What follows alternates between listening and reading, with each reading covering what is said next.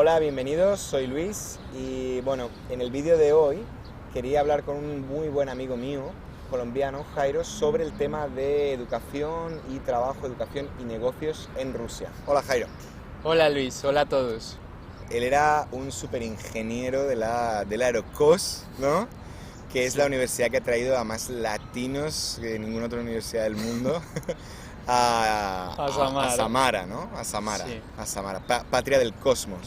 la patria del cosmos aquí, sí. ¿Y qué Sí, sí. tal? ¿Te gustó? ¿La universidad? Sí. Sí, ha estado bien, me gustó mucho, la experiencia es súper interesante, el estudio, porque vivíamos en la residencia estudiantil, que compartes la habitación con otras dos personas, yo la compartí con dos más. Te enseña mucho, paciencia un poco, porque son personas siempre muy diferentes. Y por eso fue muy buena. Y la educación, si hablamos de lo que yo estudié, muy bien, me gustó. ¿Y es fácil, como colombiano, como latinoamericano, como extranjero, entrar en una universidad rusa? Bueno, es relativamente fácil, yo creo. Hay dos métodos. El primer método con el que yo vine fue por medio de una organización en Colombia que se llama ICETEX, que es la organización oficial para el tema de intercambio y estudio en el extranjero. Es un concurso. Y está el segundo método, que es con una empresa privada. Tienes que pagar un dinero para hacer los documentos y como quieras. Te vienes a donde quieras, cuando quieras. Pero como tú quieras. Como tú quieras. Yo he oído que la universidad en Rusia a veces pasa que si eres extranjero, o puedes pasar sin que te molesten mucho, o puedes tener un muy buen nivel educativo, como que tampoco te presionan tanto. Sí, sí, sí, depende, ¿no? De qué es lo que quieres, porque ellos tienen en cuenta, los profesores tendrán en cuenta que, bueno, no es tu lengua natal, porque el ruso sabes también muy bien que es un poco complicado. Y a veces hay cosas que uno no las entiende en la lengua de uno y peor las vas a entender que en el ruso, ¿no? Entonces, O sea, que pasan de ti completamente. No, eh, usted pase, y como no va a trabajar en la fábrica, da igual. pase nomás, ¿no? ¿Eso pasa o no?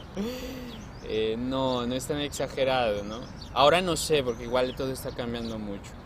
Pero cuando veníamos, no, igual ponerte un 3 te lo ponen fácilmente. Un 3 es el aprobado. Un 3 es lo que sí te Ajá. ponen y puedes pasar. Pero si ya quieres una nota mejor, un 4, un 5, ya es un poco más complicado. Por eso yo tendría mis prevenciones si vas a tener un ingeniero de Rusia ahí, por ejemplo en Colombia. Sí. Yo revisaría las notas porque bueno, nunca sabe. Pero yo he oído de gente, de ingenieros que luego, como son los únicos que pueden leer el manual de instrucciones de los helicópteros, se los rifan luego ahí. En Venezuela, en el Eje del Mal, sobre todo. Sí. Puede ser que en el tema de traducciones sí, pero si ya vas a temas más técnicos de, de saber cómo funcionan los mecanismos, de reparación y eso, yo personalmente revisaría las notas. Oye, ¿y qué te iba a decir?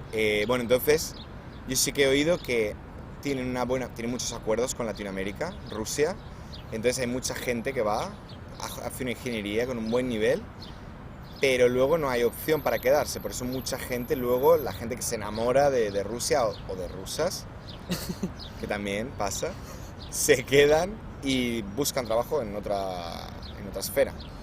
Ya, pero yo creo que igual eso es una falta de, yo creo que como de un tipo de guía para las personas que planean irse a estudiar a Rusia, por ejemplo, de que debería haber una inducción antes. O sea, por ejemplo, si vas a estudiar ingeniería, por ejemplo, yo aeronáutica, ya te dan como que las pautas de que, bueno, va a ser un poco complicado, vas a tener que estudiar en Europa o en otro país si después quieres trabajar en el tema, porque igual de paso ellos deberían advertir de que conseguir trabajo en áreas bastante específicas aquí es difícil porque política de Estado, yo lo entiendo, ¿no? De que a veces hay algún tipo de paranoia. Por eso creo que ese es el problema, de que no te dan unas pautas, una inducción. Pero si hubiera, la gente al menos ya tendría como que una idea qué va a pasar, porque nosotros ¿qué carrera quieres? Esta. Tienes las notas buenas, el examen de estado bien, Ok, aceptado. Pero, ¿qué vas a hacer cuando terminas? Pues no sabes, ¿no? Hay muchos parceros, muchos pastusos, muchos, ¿cómo se dicen? Barranquillosos, Barranquilleros. que han venido a Rusia. Hay mucho colombiano en Samara y en Moscú también. Sí, hay, bueno, muchos Muchos. comparando con lo que había antes, ¿no? Porque Ujú. igual no es una cantidad de gente significativa si lo comparas con la población en general. Pero sí, ahora yo creo que habrán unos 100. Se quedan a trabajar en su área luego. La gente que va a Samara exactamente, la mayoría yo pienso que va al área de aviación. Por eso no creo que se puedan quedar luego. No O sea, se quedan luego ahí arreglando el Aeroflot, diseñando el Tupolev. un poco difícil igual. Complicado, ¿no? Creo, sí. Ajá. Yo creo que la mayoría se devuelve, los que tienen mucho estrés, ¿Y eso por qué? los que tienen buenas notas y más o menos quieren salir, van a otros países a seguir estudiando y después ya se conectan con algún tipo de clúster ahí. Y los que se imaginaron algo en la misma Rusia y pueden tener un buen nivel de vida, pues se quedan también. Tú tienes un centro de cultura iberoamericana, te dedicas a enviar a gente al extranjero, también estás metido en la organización de fiestas, sobre todo las fiestas latinas, mega fiesta latina, Samara, siempre. En mi experiencia a veces es un poco complicado trabajar con los rusos porque a veces piensan mucho las cosas, son demasiado ahorrativos, siempre intentan exprimir al máximo y cuando tú estás dando el servicio como a un cliente, pues a veces es complicado. ¿Piensas que eso es lo peor de trabajar con los rusos o hay alguna otra complicación? Bueno, sí, estoy de acuerdo. A veces yo creo que los rusos son personas que piensan mucho, siempre cada detalle, siempre tratando sí, de obtener el mayor beneficio, aunque bueno, es algo normal posiblemente, no lo puedo comparar con otro lugar porque no he trabajado en otro lugar. Y lo otro es también algo que pasa muy a menudo, es que si estás hablando de un cliente o posiblemente de un directivo, ya has quedado, quieres encontrarte con él, en algún momento puede pasar de que plas y no existe, desaparece del mapa. Pero se lo matan.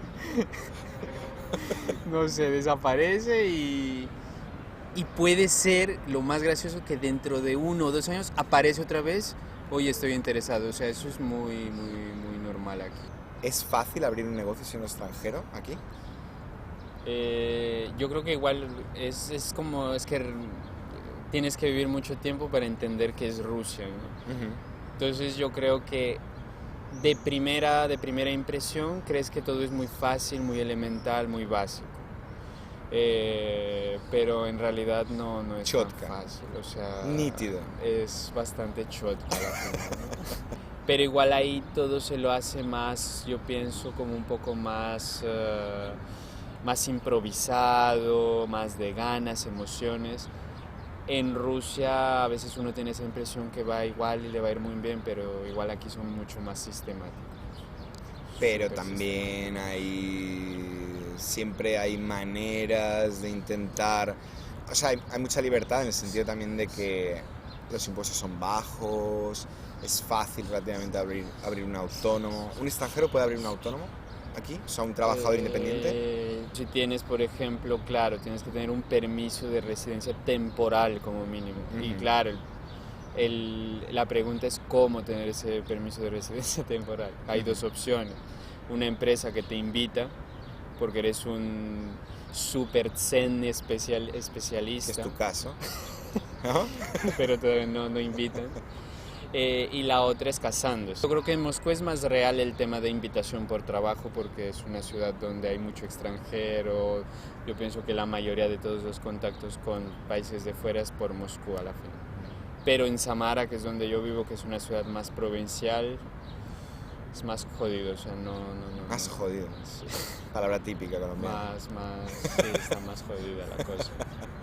Porque sí, ahí no hay empresas que tengan mucho contacto directo. Yo pienso que ellos tienen mucho contacto, si tienen relaciones con países de fuera. Primero es con el departamento en Moscú y después ahí.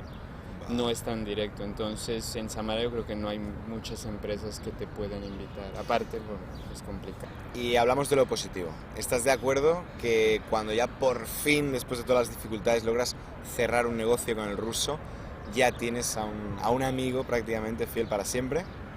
Sí, yo estoy de acuerdo que si ya llegas a un acuerdo, tienes un buen cliente, una persona en la que puedes relativamente confiar, ¿sí?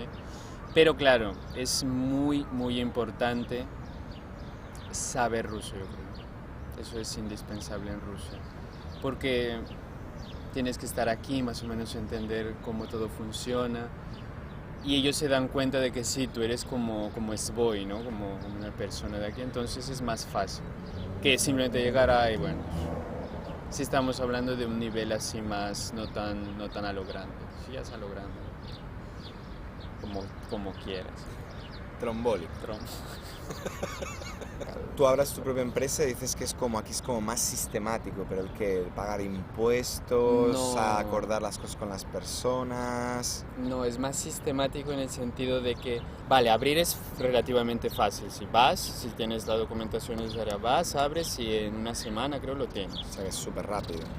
Impuestos, relativamente no son muy altos. Si tienes que pagar al año en un promedio en dólares sería de unos 600, 700 dólares más o menos al año. Hablamos de un autónomo. De un autónomo. Ajá.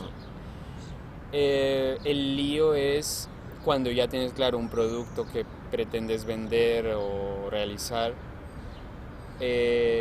Siempre tienes que tener un plan con antelación. Eso es el plan quinquenal soviético, en todo eso aquí es el plan quinquenal, o sea, ya mirando a 5 o 10 años. Bueno, ¿y cómo ves el futuro en Rusia y tu futuro en Rusia?